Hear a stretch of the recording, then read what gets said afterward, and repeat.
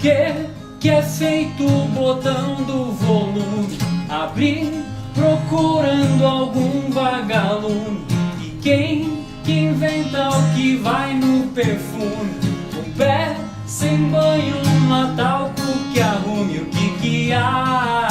Quem é que faz? Que há? Pra saber a gente pergunta. Curiosidade gostosa demais. A vida é criança brinca, anima dois pra dançar.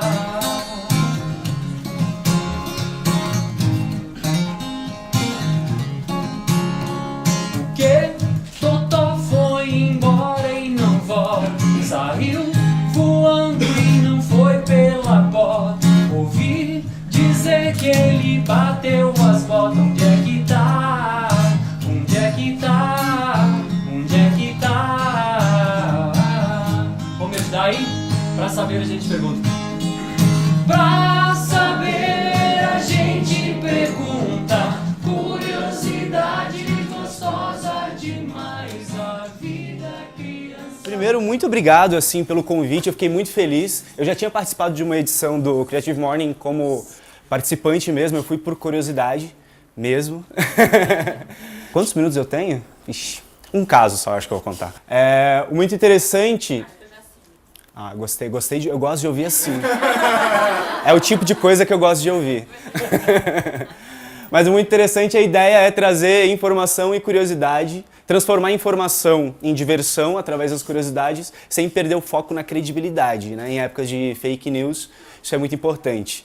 Então, às vezes, para colocar no máximo 25 palavras, que é o meu formato editorial, às vezes eu leio 20 páginas de estudo para resumir aquilo e explicar em mais algumas palavras na legenda como chegou-se àquela conclusão, né? Vale lembrar que estudo científico não é verdade absoluta, tá? Então, não sou o dono das verdades. Mas eu brinco que as pessoas falam, né, que eu sou um curioso profissional por isso, porque eu já publiquei quase 2.000 curiosidades, mas não por isso. Eu acho que o momento mais marcante em que eu entendi o que era curiosidade na minha vida, eu devia ter uns 6 anos mais ou menos, eu passei meses pedindo pra minha mãe um relógio do Batman. A primeira coisa que eu fiz quando eu ganhei esse relógio do Batman foi pegar o martelo e quebrar ele. Porque eu não queria o relógio do Batman, eu queria saber o que tinha dentro do relógio do Batman. Entendeu? E aí esse é um fenômeno que eu chamo que é a mistura de curiosidade com burrice. E também, por curiosidade, eu imagino que quem já conhecia Muito Interessante, quem já me conhecia, pode estar esperando que eu vá falar sobre questões técnicas, né? De o que é uma informação que pode ser considerada uma curiosidade e o que é uma informação que não pode ser considerada uma curiosidade. Bom, isso é muito fácil, né? Geralmente, uma curiosidade, ela precisa quebrar o senso comum de alguma forma, ela precisa te instigar, você precisa ficar impressionado com ela de alguma forma. Ou, às vezes, se ela não quebra o senso comum, ela pode, talvez, sei lá, ela pode confirmar o senso comum, né? Muita gente acha uma coisa e vem um estudo científico e comprova, isso é uma curiosidade.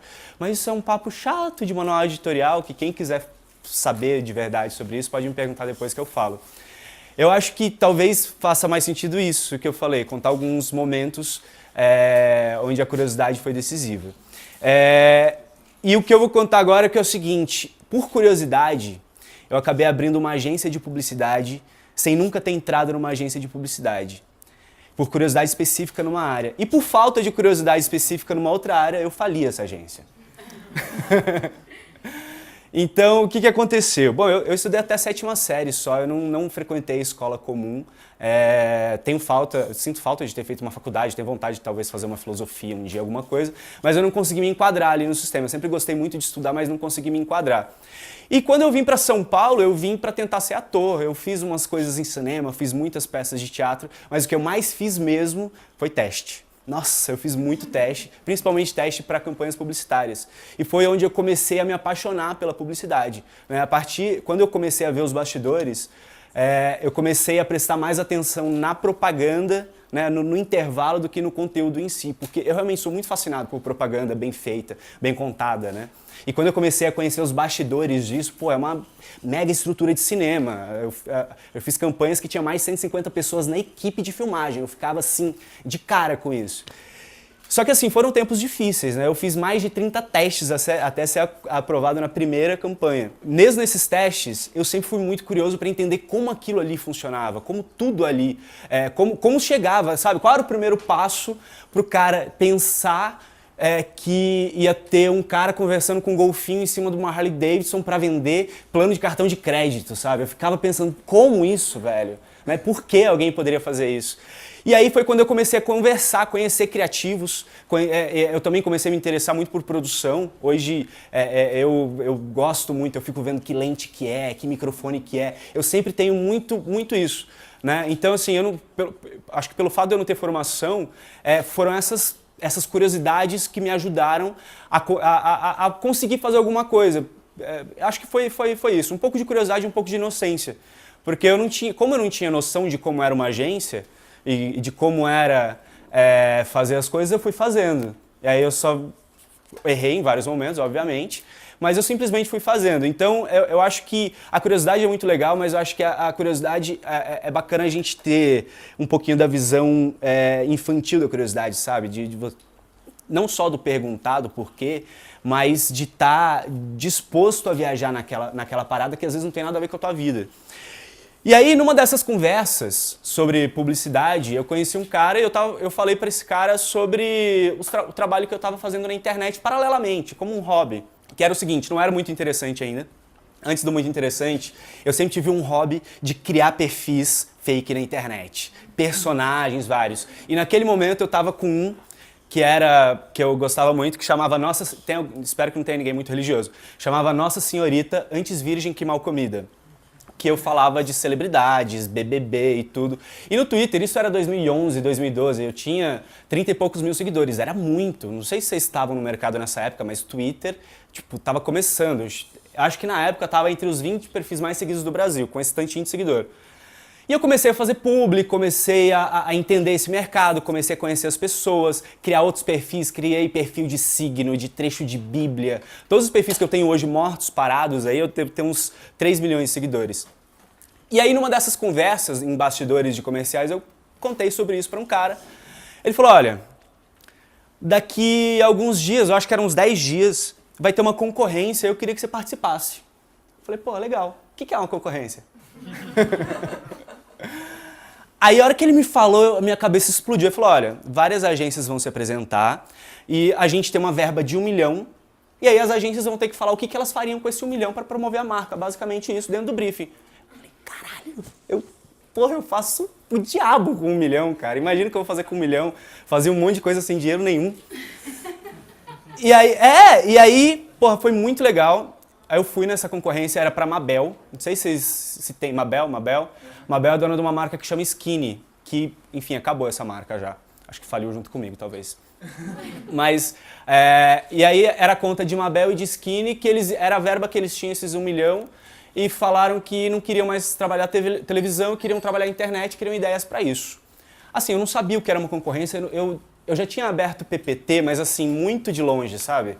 Aí, essa pessoa que me falou, eu expliquei para ela que eu não sabia, ela me mostrou um PPT de uma outra concorrência, eu me baseei naquilo e fui montar as propostas, né? Fui orçar com as pessoas e eu ganhei a merda da concorrência. Eu fiquei com essa, exatamente, igual a cara que ele fez. E eu tava, concorrendo com um monte de agência. Porque assim, era uma época, que pra gente é tudo hoje tão natural, mas era uma época que as agências não sabiam fazer campanhas. E eu, lá com a Nossa Senhorita, eu já fazia um outro publi, eu já eu não tinha esse termo influenciador, mas às vezes as marcas me procuravam e eles não tinham contato de outros twitteiros, outros blogueiros. Como era todo meu amigo, eu agilizava, eu fazia toda a campanha, mas eu não sabia o que eu estava fazendo, entendeu? Então eu fazia todo o planejamento da campanha para a agência e nem cobrava, entendeu? E aí depois que eu fui começar a entender toda essa lógica, e aí, enfim, eu abri essa agência, atendi a Mabel com a Skinny por 1 ano, depois a PepsiCo comprou a Mabel. atendi eles por mais um bom tempo, ganhei bastante dinheiro. Tive alguns clientes pequenos, mas fiquei muito focado neles. E assim, né, gente, por mais que eu não tenha feito faculdade nenhuma, se eu tivesse feito, seria de humanas, não seria de exatas com certeza. E aí, o que eu fiz? Eu contratei uma pessoa para administrar. Eu não sabia, eu queria estar ali no furdunço da criação. Eu gostava de falar com o cliente, eu gostava de estar com a galera do criativo.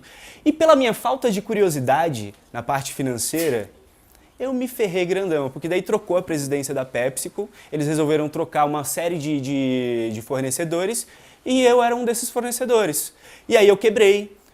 Imagina, eu tinha 23 funcionários na agência na época. E aí quebrei, foi bem difícil para mim.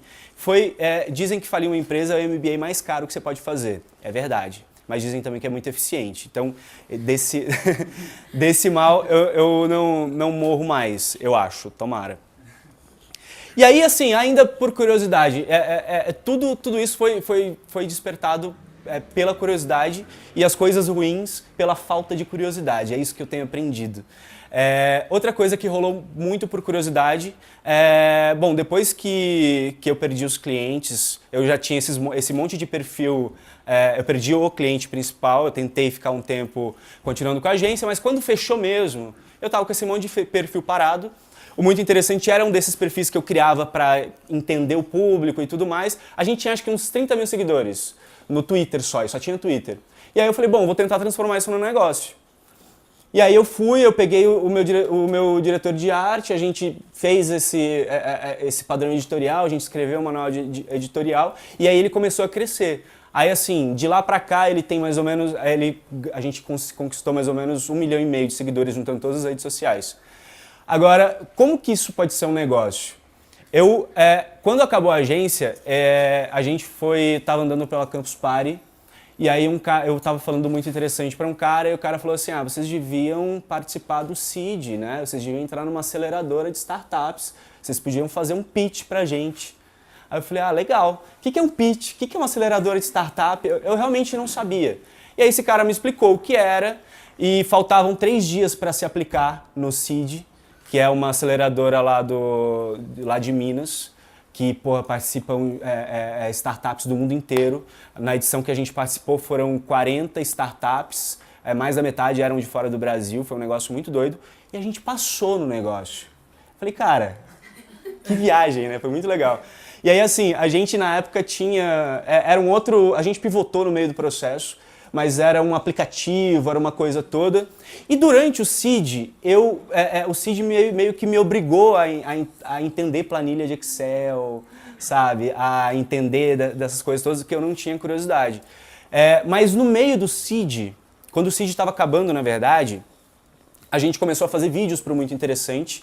E aí eu estava de saco cheio, sinceramente, do Muito Interessante. Eu estava num momento que eu queria fazer alguma outra coisa. E por causa dos vídeos do Muito Interessante, me convidaram para fazer um teste pro CQC.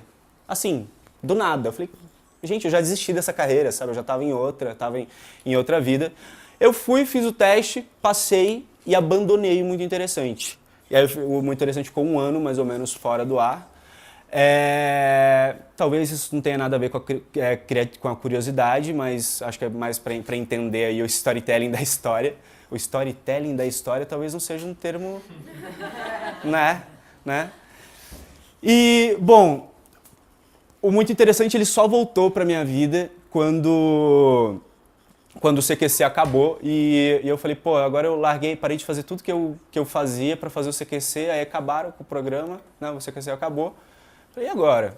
Mas aí, falando de curiosidade, eu nunca tinha também, quando eu entrei no CQC, eu nunca tinha feito nada de televisão. Eu tinha feito comerciais de TV, tinha feito coisa de cinema, mas eu nunca tinha pego um microfone para entrevistar alguém. Então, assim, as primeiras 5 matérias que eu fiz, sério, gente, eu pegava o microfone, eu não sabia a ordem de botar o microfone. Isso era quando, sabe, que você fala assim, aí depois você tem que colocar o microfone pro convidado falar. Aí, entendeu?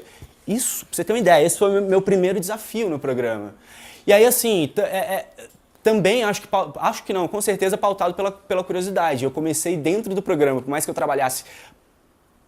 Pode falar palavrão nesse horário? Não, né? Por mais que eu trabalhasse pra caramba, que era muito... eram muitas horas, assim, enfim, não tinha muito tempo livre.